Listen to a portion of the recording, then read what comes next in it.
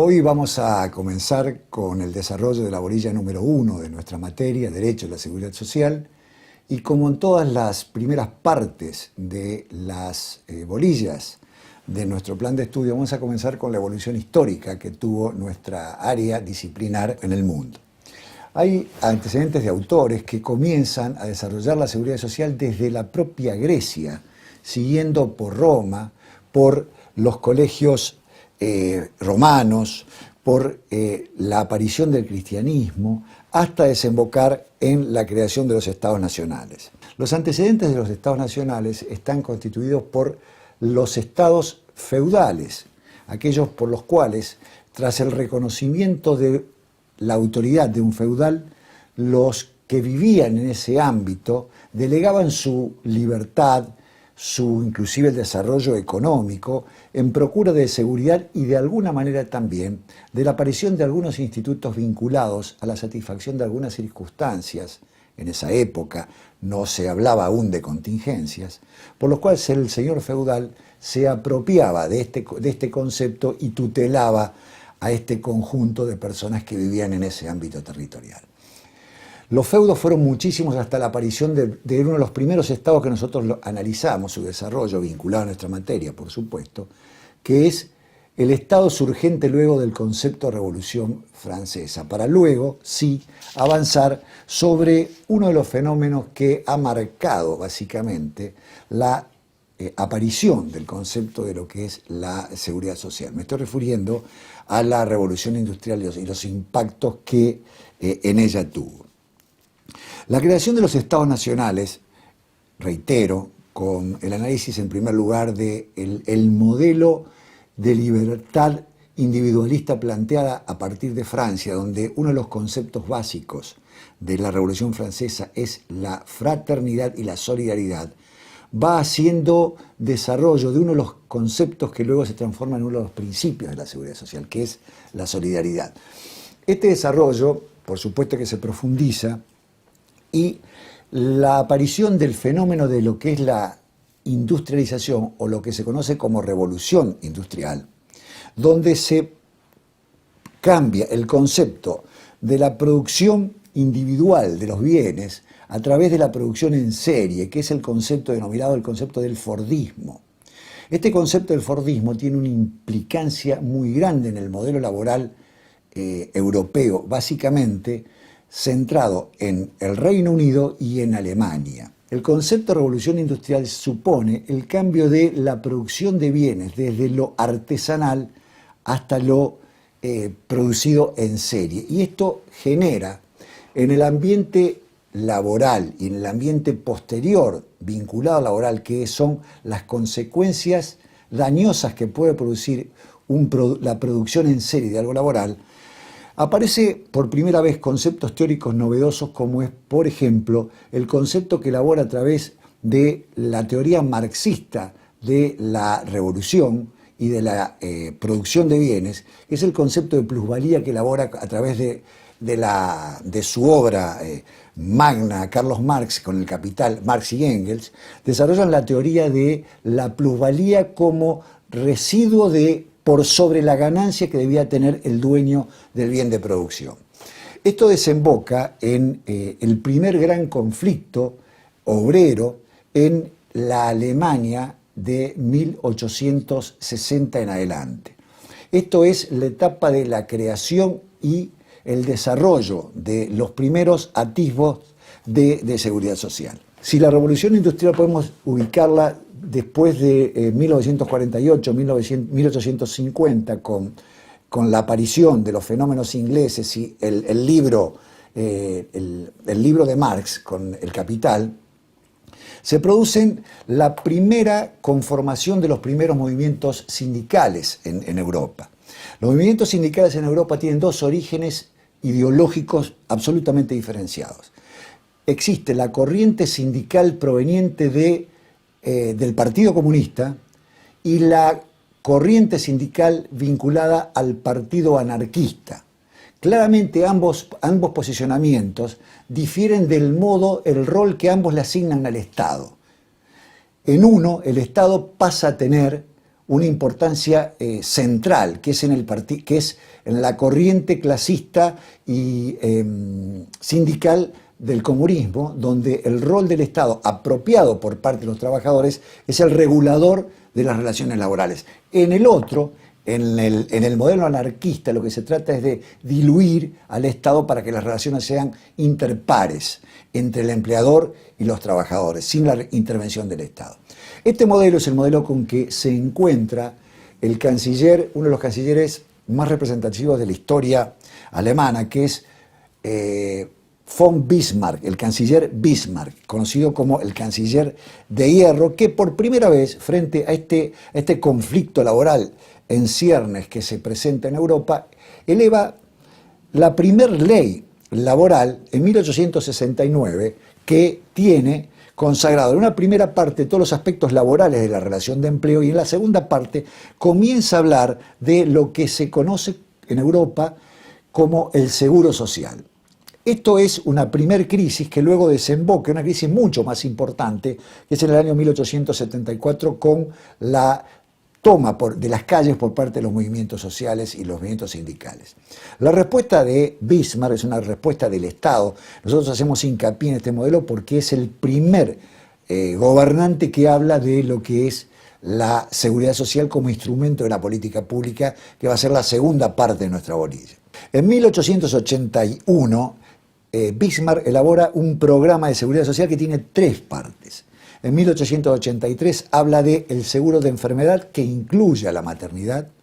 En 1884 habla de los accidentes de trabajo y por último, en 1889, habla de lo que es la vejez y la invalidez. Evidentemente, en este primer programa público mundial, en el mundo occidental al menos, de lo que es la seguridad social, Bismarck elabora y desarrolla por lo menos tres contingencias que la seguridad social a lo largo del tiempo, hasta el día de hoy, desarrolla, que es desempleo, vejez, invalidez y muerte. Esta es la importancia que tiene Bismarck. La relación conflictiva con los trabajadores, él la resuelve de este modo. Por supuesto que el desarrollo de la seguridad social tiene varios hitos que son muy importantes señalarlos. Por ejemplo, el acta de Chapultepec de Estados Unidos, el acta de Roosevelt, del New Deal de Roosevelt, pero la historia de la seguridad social, el segundo hito de ellas, es la aparición en Inglaterra de un ministro de la post-Segunda Guerra Mundial que se llamaba William Beveridge.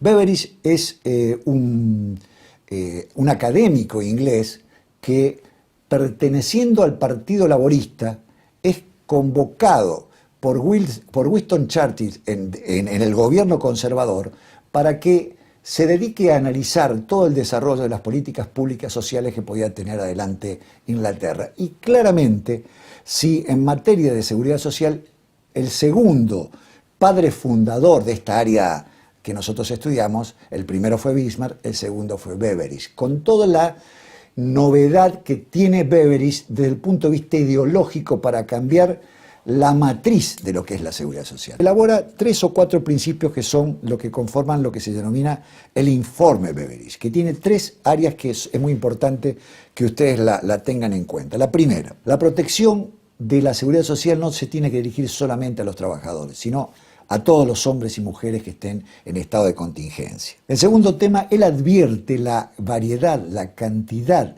de servicios que estaban segmentados a lo largo de Inglaterra, y él plantea unificar estos servicios, o sea, el principio de la concentración, el principio de la unificación, ya lo planteaba Beveridge, es un principio actual de la seguridad social. La prestación de la prevención es muy importante porque esto se toma básicamente en lo que es luego el desarrollo de un seguro social de salud. El seguro social de salud hace hincapié en lo que es la prevención antes que la prestación. En primer lugar, nosotros siempre analizamos 3 o 4 aspectos que tienen que ver a lo largo de todos los institutos de la seguridad social que vamos a ver en nuestra materia. El primero, ámbito de aplicación. El ámbito de aplicación de Bismarck son solamente los trabajadores. En un cuadro comparativo ustedes lo van a tener a disposición, lo van a poder ver. Van a ver que en el lado izquierdo Bismarck ubica solamente a los asalariados.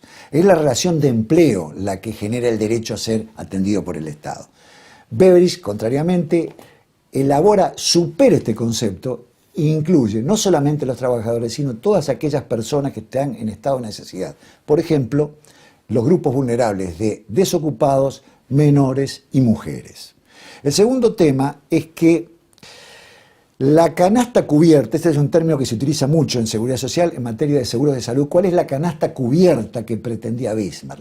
La canasta cubierta de Bismarck estaba directamente vinculado a todo aquello que podía devenirse y financiarse con la salarización. En tanto que Beveridge habla de que todo tipo de necesidad debe ser cubierta. El financiamiento para Bismarck es un financiamiento denominado genuino. Hay solamente aportes y contribuciones, en tanto que para Beveridge es el modelo más actualizado que se utiliza en toda la seguridad social más moderna, que es el soporte económico de todas las prestaciones está a cargo de la sociedad en su conjunto. ¿Y cómo se gestiona? Y con esto culminan las dos etapas. Se gestiona, en primer lugar, con un concepto de seguro privado, que es el caso de Bismarck, y el seguro público o social en el caso de Beveridge. Beveridge es el padre de la seguridad social moderna que nosotros hasta el día de hoy estamos llevando a cabo aún en la actualidad, que nosotros estamos viendo las diferentes propuestas de ampliación de base de derecho de los estados modernos occidentales, incluido por supuesto la República Argentina. Yo voy a hablar de los dos ejes, los dos soportes de la seguridad social. El primero de ellos es lo que se denomina la asistencia social y lo que es la previsión social. Una herramienta es la asistencia social que la característica que tiene es que es de base no contributiva y todos los ciudadanos de un país tenemos derecho a acceder a las prestaciones que la asistencia social preste, que tiene un efecto de aparición ex post, como decimos los abogados, aparece después. No es un ex antes, como es la otra área. Entonces, es no contributiva, no hay que contribuir para ser titular de esos derechos y aparecen a posteriori. El caso típico es la presencia del Estado cuando ocurre alguna catástrofe. Una catástrofe como un terremoto, una inundación. Nosotros los santafesinos, que estamos tan acostumbrados al crecimiento inesperado del río, esto genera necesidades de vivienda, de alimentación, de vestimenta en la gente, que es inmediatamente asistida por el Estado independientemente que haya contribuido o no. Esa es la asistencia social. Ahí incluyanse todo el programa de asistencia que a lo largo de la pandemia hemos tenido en la República Argentina. Es una política asistencial. La otra es una política de previsión social, se llama, porque es de base contributiva. ¿Qué quiere decir esto? Que para poder tener titularidad de un derecho hay que haber contribuido uno o un tercero. Por ejemplo, el caso típico es aquel que se quiera jubilar a los 60 años va a tener que haber contribuido de los 20 de que trabaja. Entonces, es un ex antes. Uno va a ser previsión social, como su nombre indica, previendo lo que va a ocurrir. Dentro de este modelo encontramos el modelo de obra social, el modelo de vivienda, el modelo de previsión social con los diferentes sistemas jubilatorios. Entonces, ¿qué es la seguridad social en su conjunto? La seguridad social es el conjunto de políticas públicas que regulan prestaciones para atender contingencias de aquellos ciudadanos que individualmente no lo pueden solucionar. Y digo la palabra ciudadano cuando me tengo que corregir. Hablo de habitantes. La seguridad social no distingue entre ciudadanos y personas habitantes, aunque no sean argentinas. Nuestro país es un país que ya lo pensó Alberti, un país de inmigración y de apertura. En los hospitales públicos argentinos no se le pregunta a la persona si es argentina o no lo es, se lo atiende. Ese es un gran valor de solidaridad de la República Argentina, que es de base constitucional por otra parte. ¿Y qué es el derecho a la seguridad social? El derecho a la seguridad social es, como toda definición de derecho, es un conjunto de normas, de medios técnicos y de principios por los cuales se regulan todas aquellas prestaciones para atender a las contingencias que socialmente la República, el país, entiende que son necesarias satisfacer para solventar las contingencias que a través de prestaciones que pueda tener cualquier persona que habita el suelo argentino. Nuestra materia, ya lo vamos a seguir profundizando, tiene normas como cualquier área del derecho. Nosotros hacemos una jerarquía en el sentido kelseniano, piramidal, desde la Constitución, las normas nacionales, las normas provinciales, las normas regulatorias, los decretos de aplicación. Ese es el sistema la pirámide normativa que existe en nuestra materia, luego están los instrumentos técnicos, que en este caso ya lo vamos a estudiar, pero hay dos, voy a mencionar dos para que se ubiquen. Uno son los cálculos actuariales, para decir cuánto va a durar un sistema previsional a lo largo del tiempo en función de la edad jubilatoria, del aporte que haya que hacer. Eso es un cálculo actuarial técnico que lo hacen especialistas, que son personas que hacen estadística vinculada a la seguridad social. Y el tercer tema que incluye el concepto de derecho de la seguridad social son los principios de nuestra materia. Nuestra materia tiene principios que tienen una fundamentación de tipo teórico y de tipo conceptual ideológico, que es el última ratio de que por qué la ley es así. La solidaridad es el principio fundante y justificante de muchísimas obligaciones de aún aquellos que no van a percibir ningún beneficio colaborando. Un principio de solidaridad efectivo, para que ustedes lo compartan, es lo que tiene que contribuir el empleador de cada salario que abona el trabajador. Tiene que pagar un concepto en materia contributiva por el principio de solidaridad. Por supuesto que hay fundamentaciones de otro tipo. La escuela marxista tiene otra fundamentación en este tema. Cita que la plusvalía en realidad es algo similar a la seguridad social y a la solidaridad. Vamos a continuar con la bolilla número 1, desarrollando el concepto de lo que son las políticas públicas. Este es un nuevo concepto que hemos incluido en nuestra currícula a partir del plan de estudio del año 2018, y la importancia que le damos a la política pública como herramienta fundamental para la construcción de la seguridad social. La política pública tiene por objeto en general brindar una base de calidad en el desarrollo de la ciudadanía, de la gobernanza en las repúblicas democráticas modernas, amplias, inclusivas, de la calidad y la construcción de ciudadanías. La ciudadanía es el concepto amplio de ciudadanía, al decir de Bobbio, al decir de los autores clásicos de la ciencia política, es el dotar cada vez a sectores más amplios de derechos y apropiarse de derechos y ejercer. La construcción de políticas públicas tiene por objeto generar mayor calidad de ciudadanía. La primera definición que nosotros vamos a abordar es qué es una política y por qué es pública. La política pública de hoy, la política, es un método científico de construcción de consensos y de ideas. La política está trabajada, inclusive científicamente, dentro del área de lo que es la ciencia política. Y tiene tres elementos que constituyen lo que es una política. El primer elemento tiene que ver con lo que es una ideología. No hay políticas públicas que no contengan, que no incluyan un modelo de idea a desarrollar. Esto es el concepto de ideología, una mirada teleológica de lograr una conducta en un conjunto de ciudadanos. El segundo tema son los instrumentos que se vale una política para llevarse a cabo. Los instrumentos tienen que ver también con las acciones. La palabra instrumento está vinculada básicamente a dos características que tienen que ver, que son los instrumentos de tipo jurídico y los instrumentos de tipo económico para llevar adelante acciones. La política pública entonces se compone de ideología, de instrumentos y de acciones para llevar a cabo una determinada área de desarrollo. ¿Por qué es pública? Nosotros tenemos la política. ¿Y por qué es pública? Es pública porque la idea de la política tiene que ser notoria, tiene que ser conocida. Nosotros estamos hablando de políticas públicas que tienen por efecto que generen un bienestar, un rebote en lo que es la sociedad. Las políticas públicas en general son programas dinámicos de determinadas acciones que ya vamos a definirlas, que tienen por objeto solucionar un problema. Hay una característica que todos los autores modernos, como por ejemplo autores como Tamayo Sáenz, el español Tamayo Sáenz, como autores como Guillermo Doren en la Argentina, siempre citan tres, Oslak también, Oscar Oslak, citan tres elementos de las políticas públicas. La primera, que el origen de los gobiernos debe ser orígenes de gobiernos constitucionales. Esa es la política pública actual, proyectada. Gobiernos constitucionales, democráticos. El marco constitucional, o sea, la normativa en el marco constitucional. Y la tercera cuestión que es central, que es la participación ciudadana, que tiene que ver con la convalidación y la legitimación de la política pública. Es decir, gobiernos democráticos, marco constitucional y participación ciudadana, que esto tiene que ver con lo que se conoce como la persuasión. La participación ciudadana supone el concepto de persuasión. No todas las políticas que genera el Estado son políticas públicas.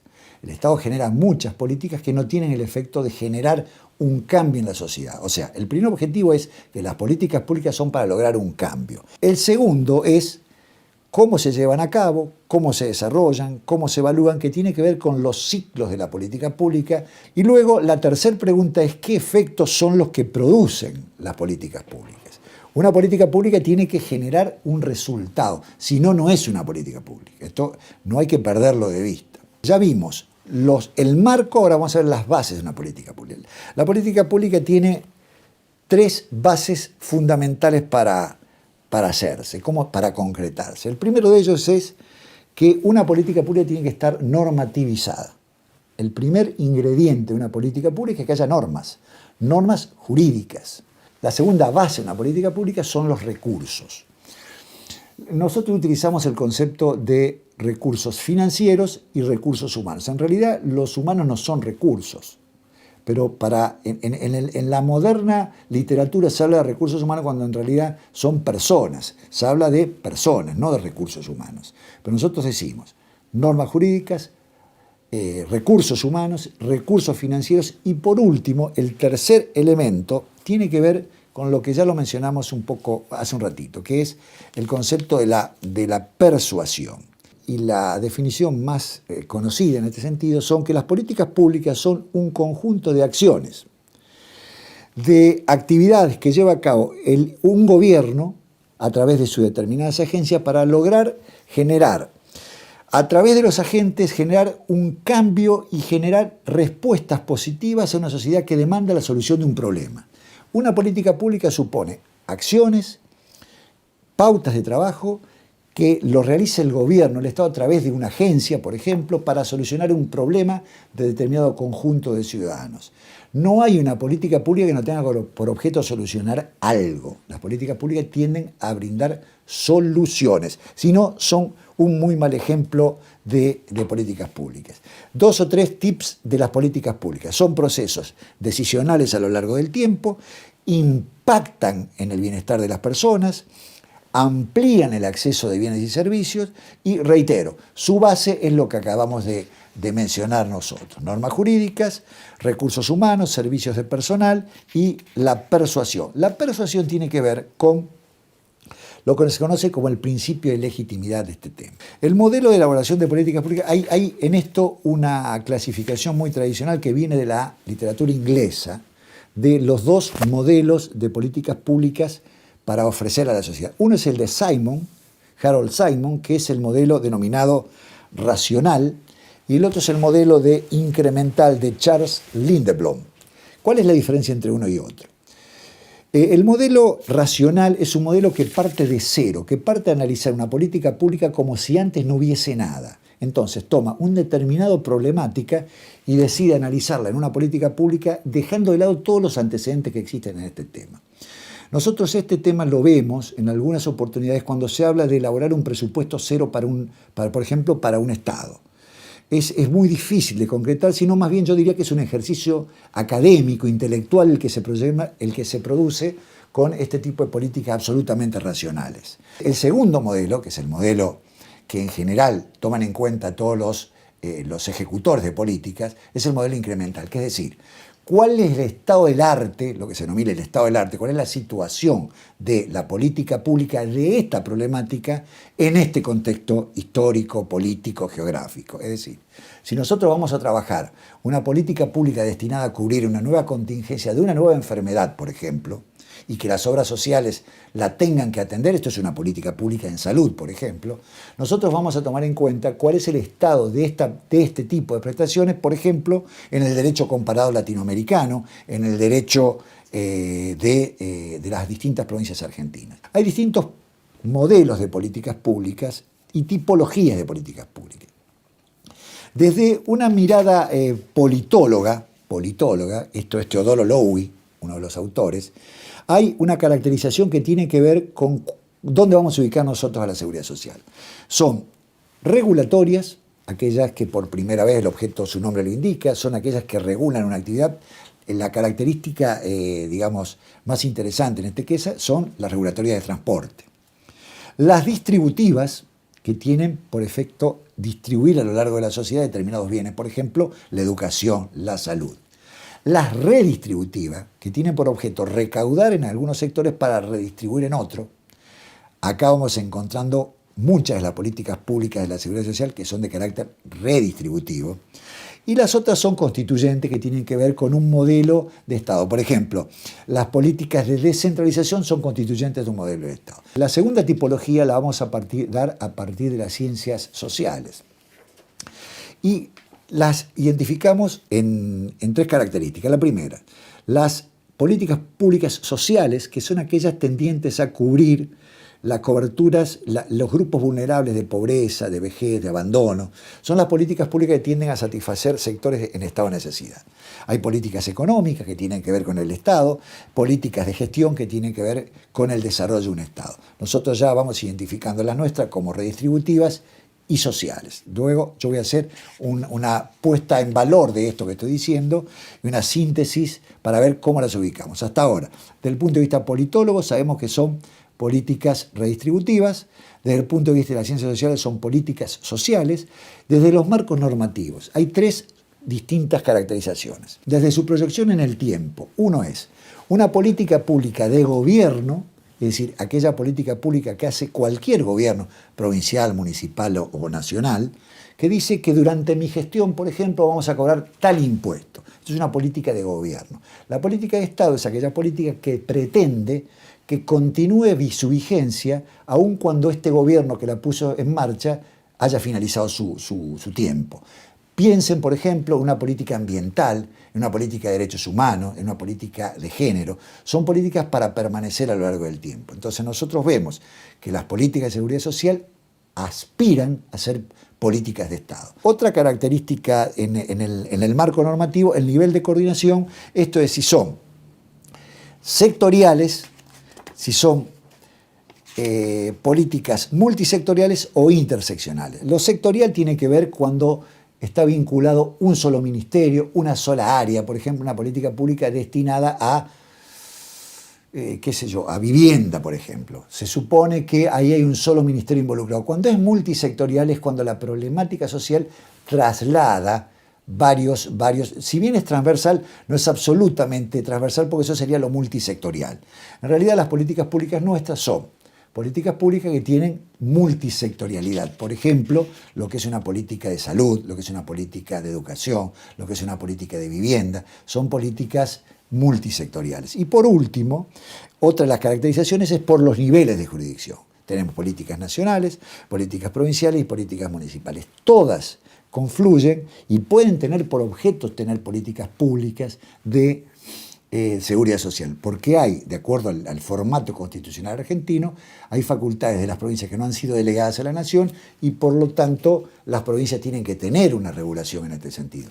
Piensen, por ejemplo, que todos los empleados públicos de las provincias argentinas, todos, de todas, y de los municipios, son empleados públicos que tienen un sistema previsional propio. Después veremos si lo han delegado o no, pero el modelo constitucional es que cada provincia puede tener su propio modelo previsional. Por eso hablamos de las distintas jurisdicciones. ¿Cómo se tipifican? Primero, son redistributivas, son sociales, son una política de Estado, no de gobierno, tienen... En materia de coordinación pueden participar los tres niveles, pueden ser sectoriales, multisectoriales y transsectoriales. Y por jurisdicción también pueden coincidir la jurisdicción nacional y provincial. Esto tiene, el fondo de esto tiene que ver con el modelo federal de nuestra Constitución Nacional. Dejo para lo último, y con esto sí definitivamente cerramos este tema, que las políticas públicas tienen algo que se denomina la agenda y los ciclos de la política pública. En esto hay un autor, que luego lo vamos a desarrollar, que es Tamayo Sáenz, un autor español, que él identifica a los ciclos de la política pública, los identifica en 3 o 4 y hay autores que lo hacen en 5, pero la base es esta. Primero, construir la agenda de las políticas públicas, definirla, o sea, adoptarla, implementarla y lo último de toda política pública que se preside tal es que tiene el proceso de evaluación de la política pública. La evaluación de la política pública es lo que le da verdaderamente valor a una política de Estado. Tiene una característica que se denomina iteración.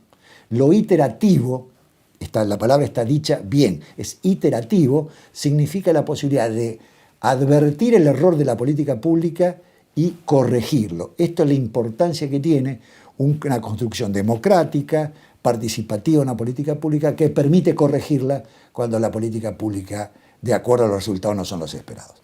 Con esto terminamos la bolilla número 1, así que muchísimas gracias.